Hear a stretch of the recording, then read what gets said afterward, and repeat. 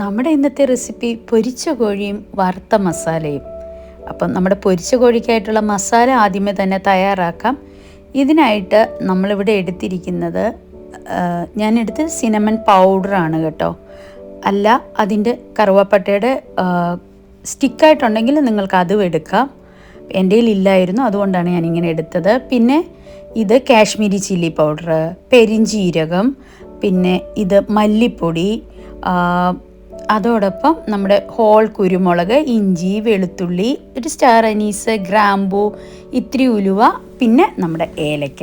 ഇത്രയും സാധനങ്ങൾ നമ്മൾ ഒന്ന് പൊടിച്ചെടുത്ത് വയ്ക്കുക. അതായത് അധികം ഞാൻ വെള്ളം ഒഴിക്കാതാണ് അരച്ചെടുത്തത്. പിന്നെ ഇതേ ചൂടായി വന്ന പാനിലേക്ക് ഇത്തിരി ഓയിൽ ആഡ് ചെയ്ത് കൊടുത്തു. നമ്മൾ കഴുകി വൃത്തിയാക്കി വെച്ച ചിക്കൻ വേറെ ഒന്നും ചേർത്തിട്ടില്ല, അതിലേക്ക് ഡയറക്റ്റായിട്ട് ചേർത്ത് കൊടുത്തു.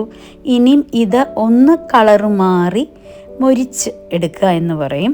അല്ല നല്ലതായിട്ട് ഡീപ്പായിട്ട് വറുത്ത് കോരണമെന്നുണ്ടെങ്കിൽ അങ്ങനെയും ചെയ്തെടുക്കാം, നിങ്ങളുടെ ഇഷ്ടം പോലെ. പിന്നെ അതിലേക്ക് ഇതേ ഇത്തിരി മഞ്ഞൾപ്പൊടിയും ചേർത്ത് കൊടുത്തു. അതിന് വേണ്ട ആവശ്യത്തിനുള്ള ഉപ്പും ചേർത്ത് കൊടുത്ത് ഇത് കുറച്ച് നേരം പാനിലിട്ട് ഒന്ന് ബ്രൗൺ നിറമാകുന്ന വരെ ഒന്ന് റോസ്റ്റ് ചെയ്ത് എടുക്കുകയാണ് ചെയ്യുന്നത്. നമ്മുടെ ചിക്കൻ റെഡി ആയിട്ടുണ്ട്, അതൊന്ന് മാറ്റി വെച്ചു.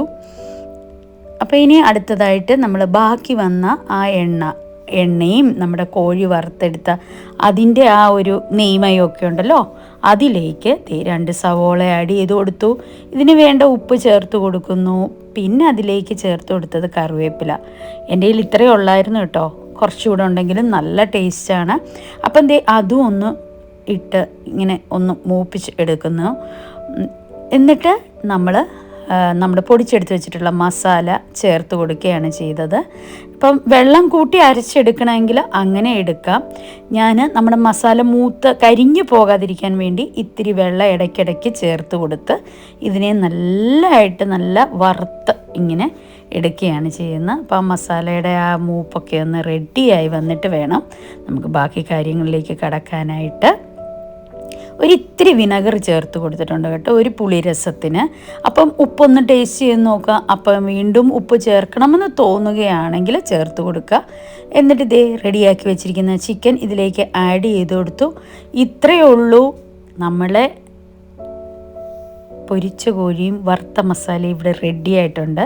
അപ്പോൾ ഇതിൻ്റെ ഒരു മിക്സിങ്ങിനായിട്ട് ഇത്തിരി ചൂടുവെള്ളം കൂടെ ചേർത്ത് കൊടുത്തു. ചിലർക്ക് ഇങ്ങനെ തന്നെ എടുത്താൽ ഇഷ്ടമായിരിക്കും, പക്ഷേ ഇത് ഇച്ചിരി ഒന്ന് ഡ്രൈ ആക്കി ഇവിടെ റെഡി ആയിട്ടുണ്ട്. അപ്പം നിങ്ങൾക്ക് ഈ വീഡിയോ ഇഷ്ടമായെന്ന് കരുതിക്കൊണ്ട് താങ്ക്സ് ഫോർ വാച്ചിങ് വിഹാൻസ്.